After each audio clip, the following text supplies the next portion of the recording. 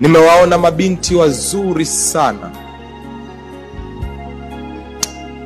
ambao wameshindwa kuolewa kwa sababu walianguka katika dhambi hii na wakapata watoto, na sasa wamekuwa blacklisted. Warembo, wazuri, lakini mpaka leo machozi yanaanguka katika macho yao. Nimeona wanawake wazuri waliokuwa na miji mizuri, lakini kwa kuwa walianguka kwenye dhambi ya uzinzi, nyumba zimevunjika, mpaka leo machozi yanatiririka kwenye macho yao.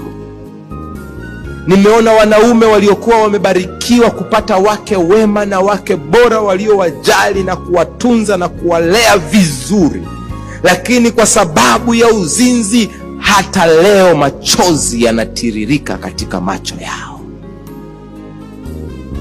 Nimeona viongozi ambao ilibidi waachie nyadhifa zao na machozi yakiwatiririka katika macho yao kwa sababu ya uzinzi. Uzinzi utaacha machozi machoni mwako.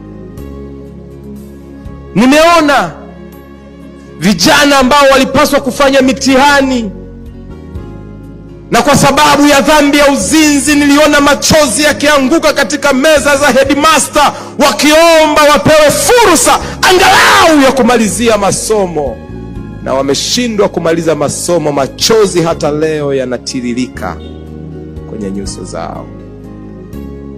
Nimeona machozi ya watoto yakitiririka hata leo kwa sababu wazazi waliamua kufanya dhambi ya uzinzi na ndoa ikaharibika. Nimeona matajiri ambao wamefilisika hata leo na machozi yanawatiririka kwa sababu walipata mwanamke mmoja akawaangusha na kuyumbisha biashara.